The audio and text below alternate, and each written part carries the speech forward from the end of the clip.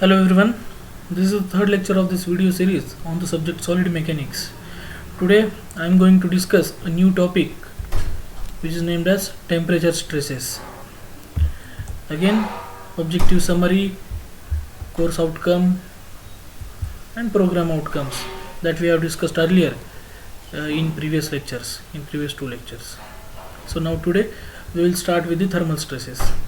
So now before starting with the thermal stress, just I want to discuss one phenomena, that take an ordinary material, and if you are heating that material, then because of its material properties it will expand, and if you are cooling that material, then it will get contract. Okay, so that is the general phenomena. If you are heating some material, then it will expand, and if you are cooling some material, then it's going to contract in length. That free expansion or free contraction means the change in length of that material on heating or cooling is given by delta L is equal to alpha TL, where alpha is coefficient of linear thermal expansion, it's a material property. Capital T is change in temperature, and capital L is the original length of the object. So for now, just one thing is that if you are heating the material, then the free expansion is given by delta L is equal to alpha TL, and if you are cooling some material, then again the free contraction, that is change in length of that object, is given by alpha TL. Alpha is coefficient of linear thermal expansion, T is the change in temperature, not temperature, it is the change in temperature, initial temperature of the object minus final temperature of the object, and capital L is the initial or original length of the object. Okay, so that's a general phenomena. Now we will move towards our topic, thermal stress. So now we know one thing, that in previous lecture we have stated that if we are applying an external force, then only stresses are induced in a material. Okay, so that is clear. Same is the case with thermal stress.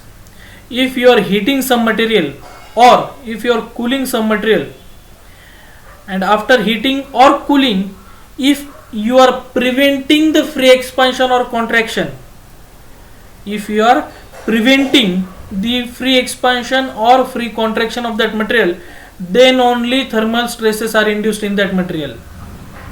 Are you getting? Again I am repeating, if you are heating some material and after heating, at the same time, if you are preventing its free expansion, then only thermal stresses are induced in that material. Okay, the free expansion that we have already studied, you can see the equation for free expansion, delta L is equal to alpha TL. If you are preventing that free expansion, then only thermal stresses are induced in that object. Okay, and how can you prevent that free expansion? Just by placing rigid supports. Okay, just by placing rigid supports. So in the diagram you can see the initial length of the object is capital L, and on heating its free expansion is delta L, but that free expansion is shown by a dotted line.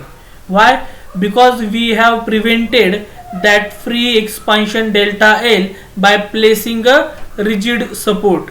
Okay, and as we are preventing its free expansion, that's why thermal stresses are induced in that rod. So that's what is written here. Thus an increase in temperature produces an increase in length, and decrease in temperature result in decrease in length, it gets contract. So if however the free expansion of the material is prevented by some external force, then a thermal stress is set up in the material. So now we will derive a formula for thermal stress. Now already we know that change in length, that is free expansion, is given by alpha TL. So our strain formula from the first lecture, we know that the strain formula is change in length upon original length. So it is alpha TL upon capital L. So finally strain is alpha into T. Alpha is coefficient of linear thermal expansion, T is change in temperature, not temperature, change in temperature. And then next, thermal stress, as per Hooke's law, stress is equal to strain into modulus of elasticity. So thermal stress is equal to thermal strain into modulus of elasticity, capital E. So thermal stress, finally the thermal stress, the equation is alpha TE. Alpha TE, capital E is Young's modulus or modulus of elasticity. Now the second case, as I have told you earlier, that we can prevent the free expansion by placing a rigid support. But now, instead of rigid support, if the supports are yielding, then we have to modify the formulas. So see here, stress and strain when the support yields. So if the support yield by an amount equal to delta, then the actual expansion prevented is given by the difference between the free expansion and delta. So the actual expansion prevented is equal to free expansion minus delta. Again, strain is equal to expansion prevented upon original length. So alpha TL minus delta upon capital L. And finally again actual stress is strain into modulus of elasticity. So actual stress is equal to alpha TL minus delta upon L into modulus of elasticity. So just we have to introduce delta and we have to subtract that delta from the free expansion formula. Why? Because now the supports are not rigid, supports are yielding by an amount equal to delta. So that is the difference between these two cases. So now we will solve two numericals. The first numerical, I am reading out the statement. A rod is 2 meter long and the initial temperature is 10 degrees Celsius. Find and expansion of the rod when the temperature is raised to 80 degrees Celsius. So now we are heating the rod from 10 degrees Celsius to 80 degrees Celsius. So now as we are heating the rod, it's going to expand. That free expansion now we have to find out. That is the first question. Next sentence, if this expansion is prevented, find the stress in the material. See, we are preventing that expansion, so now the stresses are induced in the material, thermal stresses, and we have to find out the value of that thermal stress.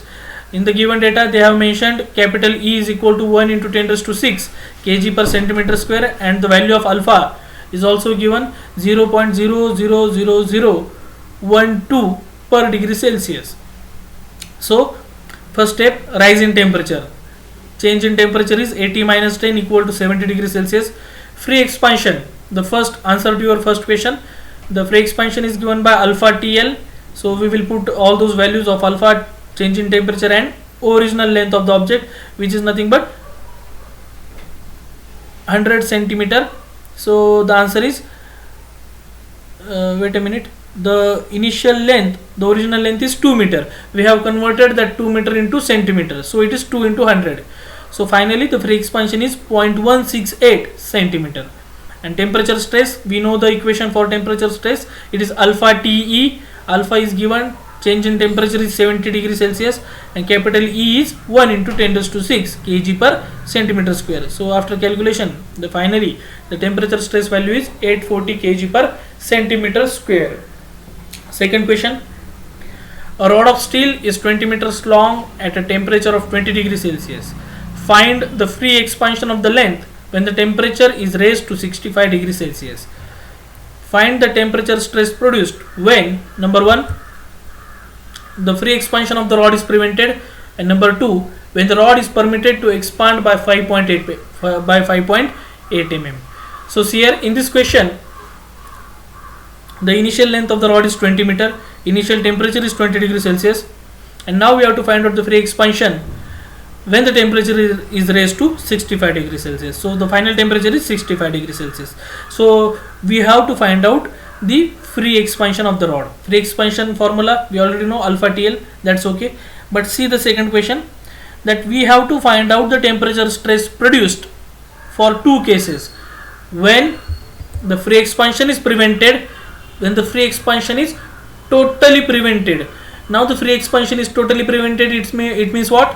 We have placed a rigid support, okay. And see the case number 2, when the rod is permitted to expand by 5.8 mm.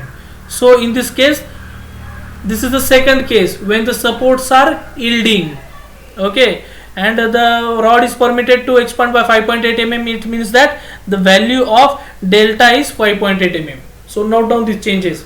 These are two different cases. Okay, so now we will solve the numerical.